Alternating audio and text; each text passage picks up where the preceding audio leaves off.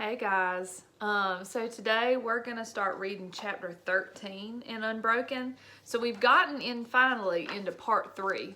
If you saw my other video, once we get done with part 3, we're going to watch a Shark Week Discovery Channel episode on Louie and the people that Phil and Mac and how they handled being in shark infested waters in 2 tiny little life rafts.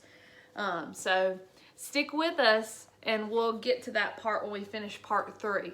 Okay, so if you remember, what we've been doing all week is we have been adding notes in to the evidence in that goes underneath this central theme of the story.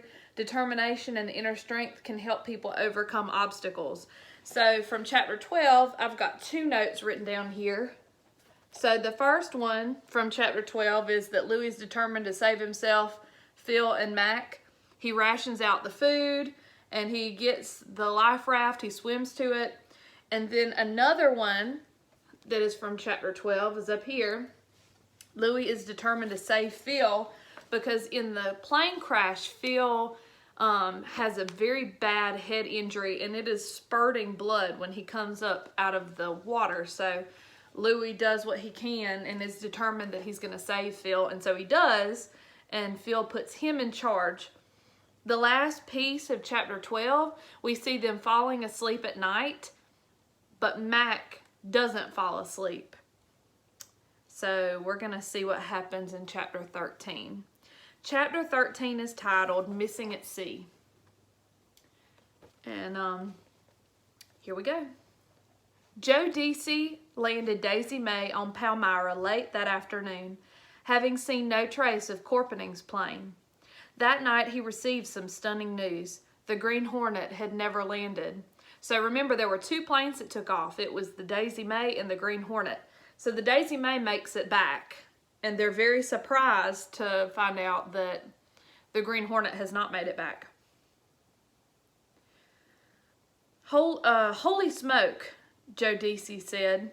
The two planes were now down, taking 21 men with them. A rescue effort was organized. Because Daisy May and Green Hornet had flown together at first, the organizers knew that the Green Hornet had gone down after the Daisy May had left it, but before it reached Palmyra. It was a stretch of 800 miles. That's a lot of ocean to cover. In a whirl of currents in the area, survivors could be drifting in any direction. The search area would have to be enormous. At dawn, the search planes took off. So there are people that are actually looking for them, but there's 800 miles of ocean.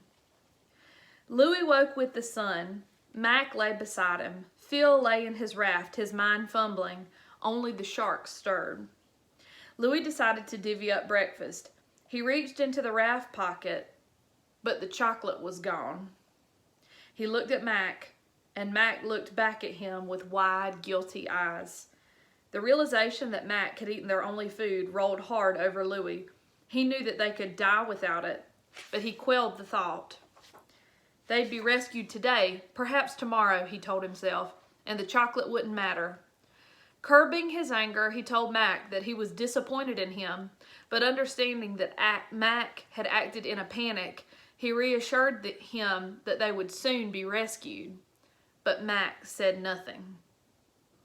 So, kind of getting the feeling here from the words that are being used that Mac does not feel like they're going to be rescued. The night chill gave way to a sweltering day. The men were hungry, but they could do nothing about it. Fishing gear was useless because there was no bait. As they lay in silence, a purring sound drifted between their thoughts. Searching the sky, they saw a bomber flying to the east. Flying much too high to be a search plane, it was probably headed towards Palmyra. Louis lunged for the flare gun, loaded it, aimed high, and squeezed the trigger. The gun bucked in his hand and the flare streaked up. As it shot overhead, Louis took a pack of sea dye and shook it into the water. A pool of vivid yellow bloomed over the ocean. Louis and Phil and Mac watched the bomber, hoping. So Louis fires a flare gun And he also puts this sea dye, because if you're flying overhead and you look down into the ocean, if they put that dye in the water, it's going to make a bright yellow ring around them. So they're hoping to be seen. Slowly the flare sputtered out.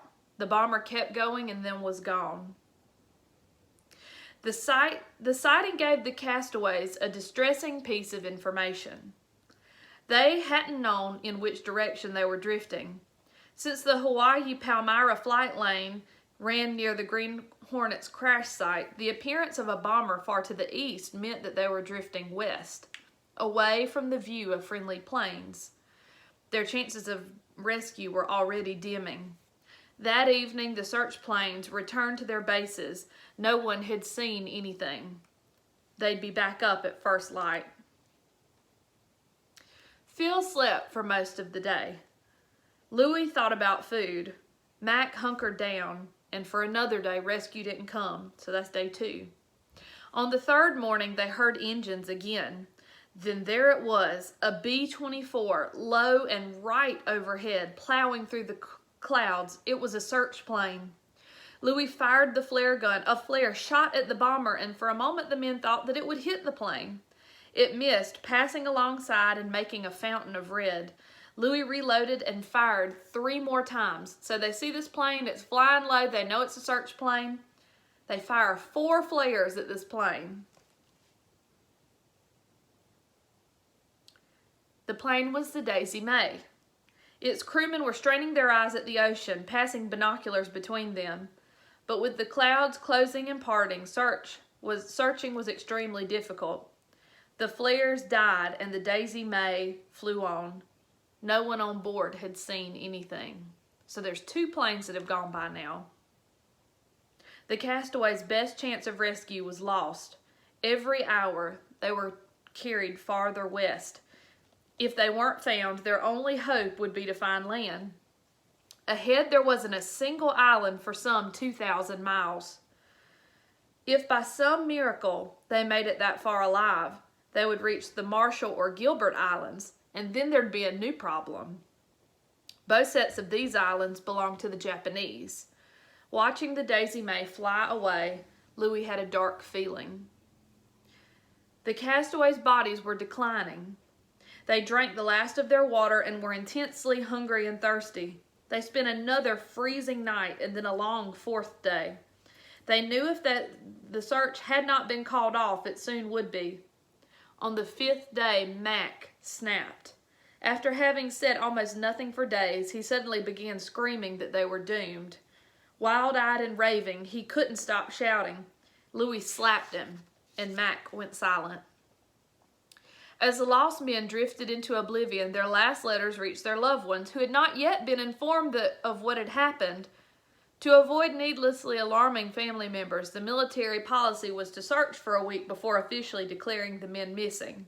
In his last note to Cece, Phil wrote of the moon over Hawaii and how it reminded him of the last time he saw her. "I'm waiting for the day when we can begin doing things together again as we used to," he wrote. "I love you, I love you, I love you."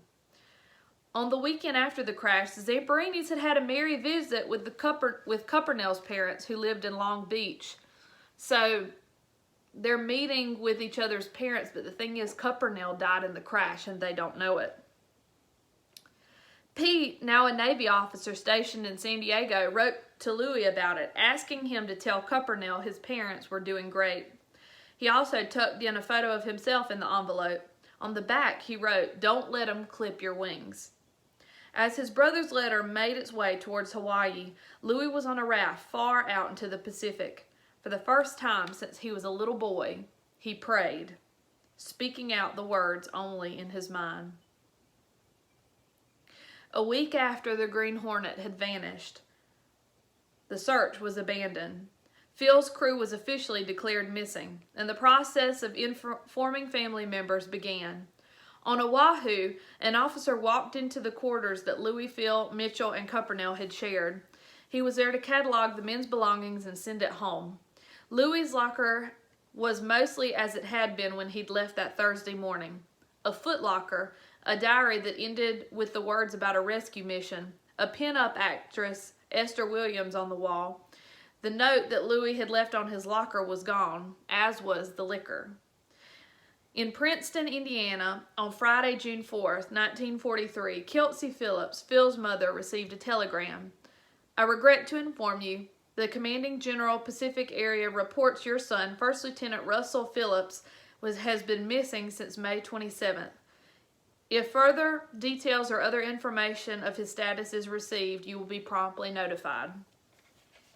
At Camp Pickett in Virginia, the same news reached Phil's father, who was serving as an Army chaplain. So he was serving as an Army minister.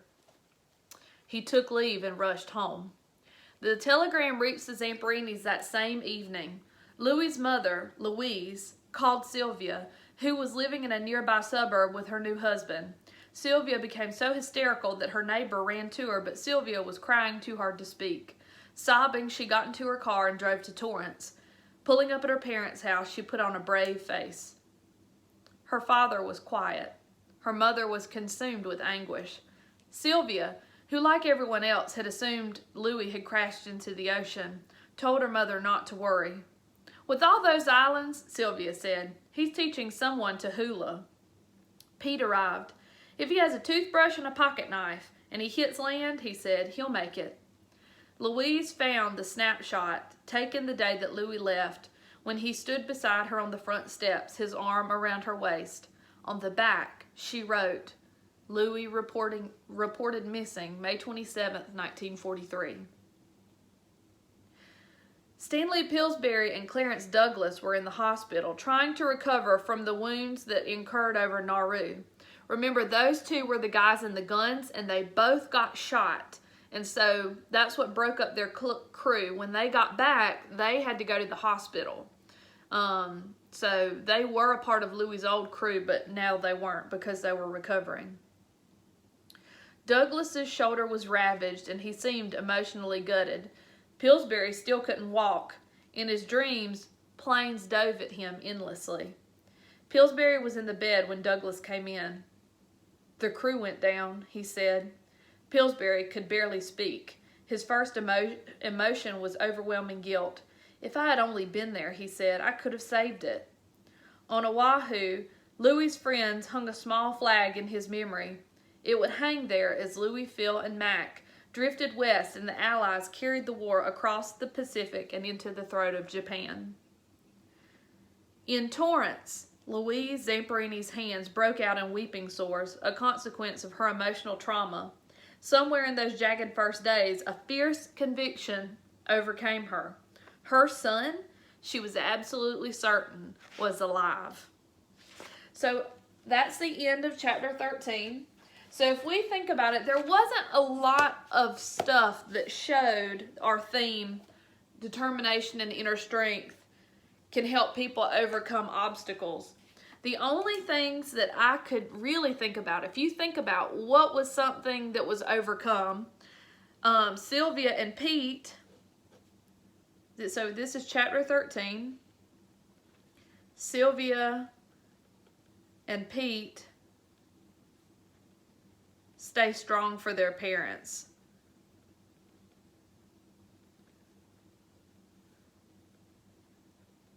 So they're overcoming their own sadness to be strong for their parents. And they're like, if he has a toothbrush, and he's probably teaching somebody to hula, you know.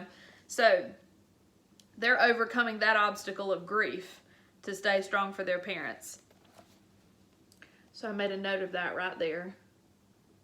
So I said, chapter 13, Sylvia and Pete stay strong for their parents, overcoming grief. Another thing that's kind of connected to that, also in chapter 12. Wait, yeah, this is chapter 13.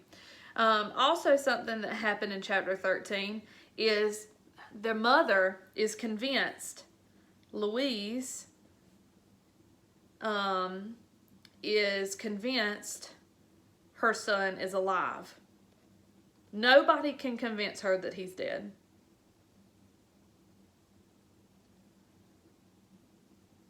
So I added that note down here. So right now, your web around your central idea should be pretty filled out.